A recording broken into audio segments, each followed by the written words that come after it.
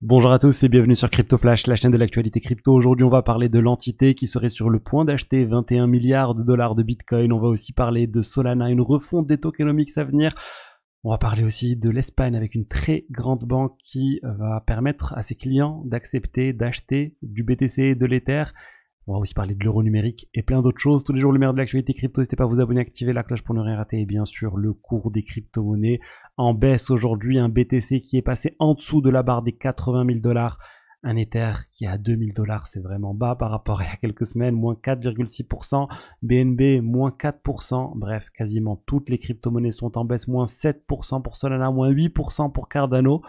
C'est une journée de baisse comme on en a connu beaucoup. On a eu beaucoup de volatilité ces derniers jours. Il y a eu beaucoup de personnes qui attendaient, moi le premier, beaucoup de ce que Donald Trump allait apporter au marché en termes de confiance, en termes on va dire de réserve aussi. On a eu l'annonce vendredi sur la réserve de BTC et malgré tout, le marché ne réagit pas du tout à ça. Alors est-ce que c'est un exemple de news, de sell de news peut-être, mais moi je pense vraiment que sur le long terme, sur plusieurs mois, sur plusieurs années, c'est une très bonne chose qui vient de se passer vendredi. On en a pas mal parlé avec l'annonce de Donald Trump de la réserve de BTC et qu'ils allaient étudier aussi diverses options pour pouvoir acheter du BTC aux États-Unis sans que cela n'impacte les contribuables. Je vous avais dit dans la vidéo que moi je pensais que ça allait être fait à partir, grâce aux réserves d'or des États-Unis. C'est aussi l'analyse qu'en fait Standard Chartered, que les États-Unis pourraient vendre une partie de l'or pour acheter le BTC. Ils ont confirmé, je vous l'avais dit, il y a environ 750 milliards d'or aux États-Unis, sous la responsabilité du gouvernement américain, et je pense qu'ils pourraient vendre une partie de ça. 2%, 3%, 4%, 5%, ça viendrait faire plusieurs dizaines de milliards et ça permettrait d'augmenter cette réserve des États-Unis. Par contre, David Sachs dit que pour le moment, il n'est pas prévu de vendre l'or pour acheter le BTC. David Sachs, je rappelle, s'il est à la tête, c'est le crypto tsar, c'est lui à la tête de tout ce qui touche autour de la crypto et de l'IA au sein du gouvernement de Donald Trump. Il a dit que pour le moment, ça n'a pas été discuté. Et de toute façon, c'est pas lui qui va décider, c'est le département du Trésor et du Commerce qui doivent explorer divers moyens pour acheter du Bitcoin sans impacter les finances, sans impacter le contribuable américain. En gros, faut pas créer de la dette. Donald Trump et avec aussi Elon Musk, etc. Leur but, c'est vraiment de réduire la dette, de réduire les dépenses inutiles. Donc, ça va pas passer s'ils se disent on va créer un trou dans le budget du gouvernement américain pour acheter du BTC. Ça ne passera pas. Donc, il faut trouver d'autres moyens.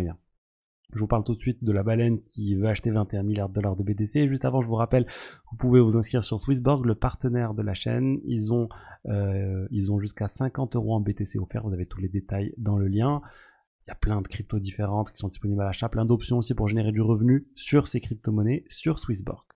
Ensuite, parlons de stratégie. Le nouveau nom de MicroStrategy. Ils viennent d'annoncer un programme pour lever 21 milliards de dollars pour acheter du Bitcoin. Concrètement, c'est pour utiliser dans leurs opérations, mais les opérations de MicroStrategy, c'est quoi? C'est juste un achat pur et simple de Bitcoin, lever de l'argent pour acheter du Bitcoin. Ça va se faire avec une stratégie at the market, c'est-à-dire qu'ils vont émettre des nouvelles actions au rythme qu'ils jugent bien, pour pas perturber le cours, pour pas trop faire chuter le cours, parce qu'on imagine bien, si du jour au lendemain ils annoncent 21 milliards sur le marché, s'ils arrivent avec 21 milliards d'actions sur le marché, ça va venir faire chuter le cours, créer de la dilution pour tout le monde. Là, l'idée, c'est qu'ils vont venir ajuster cette émission pour pouvoir maintenir le cours de l'action à un niveau assez élevé, tout en étant capable d'acheter du Bitcoin.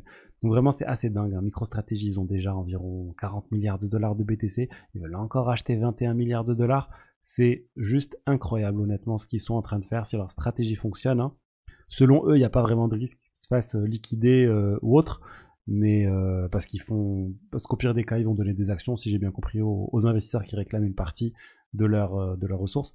Mais en tout cas, voilà, ils continuent leur stratégie massive d'achat de BTC. C'est une bonne chose pour les gens qui ont du Bitcoin, parce que ça crée une pression acheteuse massive sur le BTC.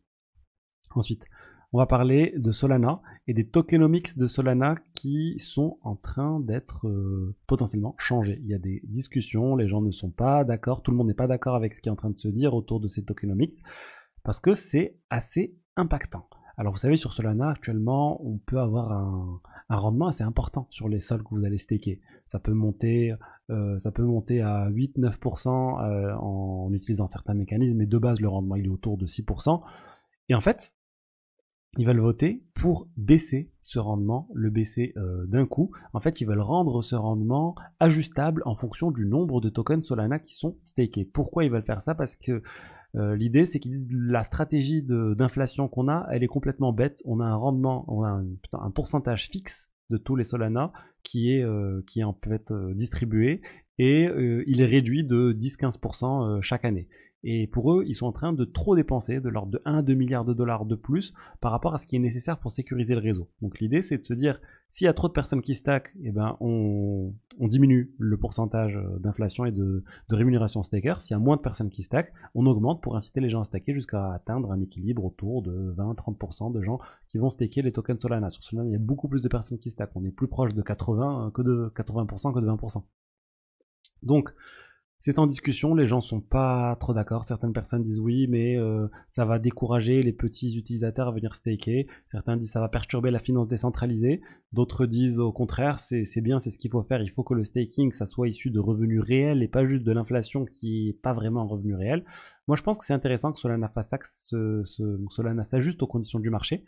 Ethereum, ils ont quelque chose de différent, mais qui se rapproche un peu de tout ça dans la philosophie, parce qu'il y a un nombre d'Ethers qui est fixe, qui est donné à chaque fois, mais il y a aussi le nombre d'Ethers qui est détruit, qui lui est ajustable en fonction du nombre de transactions. Donc ça s'ajuste en fait à l'économie du réseau Ethereum, et c'est intéressant, quand il n'y a pas beaucoup d'activité, ben, il y a moins d'Ethers qui sont détruits. C'est un peu différent, c'est pas exactement pareil. Sur Ethereum aussi, ils sont en train de discuter pour changer le mécanisme de staking. Eux aussi, je pense qu'ils sont en train de dépenser trop en stakant.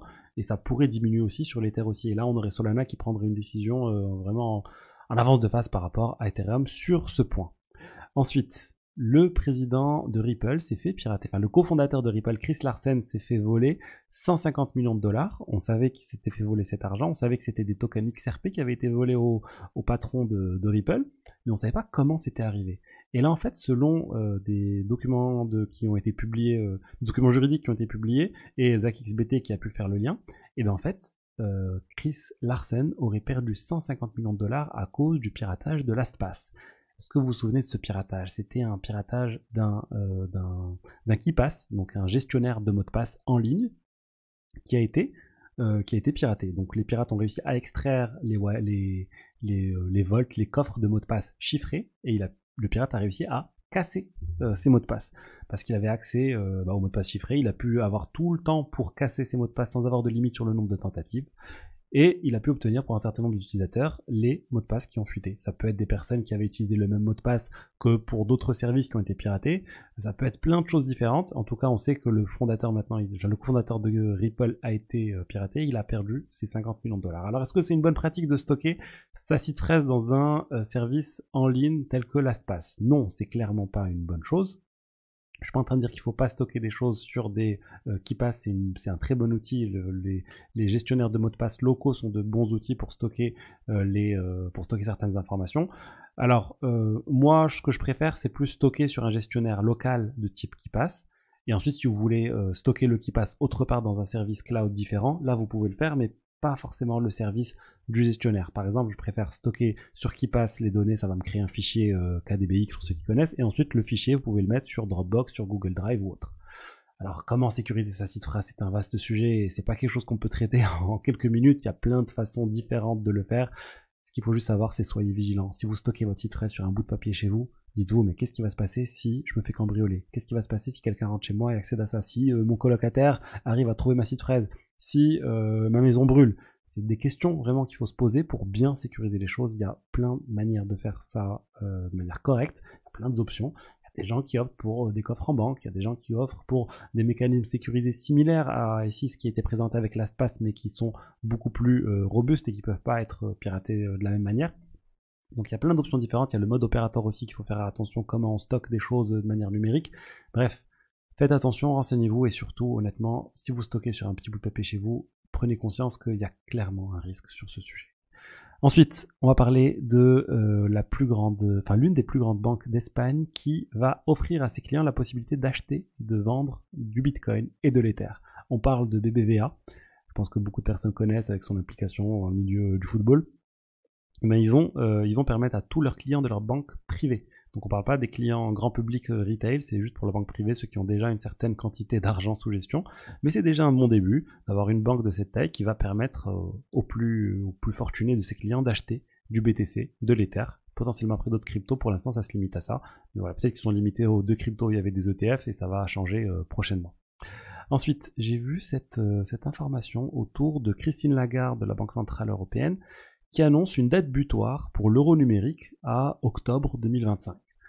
Donc qu'est-ce que ça veut dire cette date butoir? Est-ce que ça doit être prêt d'ici octobre 2025? C'est pas clair, il dit ça va dépendre aussi du cadre réglementaire européen, en gros le Parlement, etc. Mais en tout cas, ils ont une deadline, octobre 2025, pour sûrement dire go, no go, ou surtout on acte la création de l'euro numérique, ou pas. Moi, ça m'inquiète beaucoup, hein, cet euro numérique. J'aime bien la politique là aux États-Unis. Ils ont dit non, nous on fera pas du tout de dollar numérique. Les stablecoins fonctionnent très bien. Ils ont raison, hein, ça permet de contribuer à l'hégémonie du dollar dans le monde des cryptos parce que tout le monde utilise le dollar, l'USDT et l'euro, c'est tout petit. L'euro numérique, honnêtement, il y aura vraiment une perte de liberté pour les utilisateurs qui vont être forcés un jour ou l'autre d'utiliser ce type de monnaie numérique centralisée au niveau de la banque centrale. Et pour finir, Axie Infinity, le jeu Play to Earn qu'on connaît tous, ils viennent d'annoncer une nouvelle offre, un MMO, donc un jeu qui ressemble, moi quand j'ai vu tout ça, ça m'a rappelé un peu ce qui se faisait à l'époque de Dofus, ou ce qui se faisait aussi, ça ressemble du Animal Crossing aussi un petit peu, donc un jeu vidéo en ligne avec plusieurs joueurs en même temps qui vont être dans un même univers. Ça a l'air d'être plus intéressant que le jeu Axie Infinity qui est un peu redondant. Donc tant mieux pour Axie Infinity, ils se renouvellent, ils sortent un nouveau jeu et pourquoi pas. Et alors si vous voulez vraiment creuser, je vous ai parlé de sécurité dans cette vidéo, on a parlé aussi de finances décentralisées. Si c'est des sujets qui vous intéressent, vous voulez vraiment vous lancer, faire fructifier votre capital crypto qui dort en générant du rendement tout en sécurité, n'hésitez pas à réserver un appel avec moi, vous avez le lien dans la description. Allez, je vous dis à demain pour la suite. Au revoir, ciao ciao.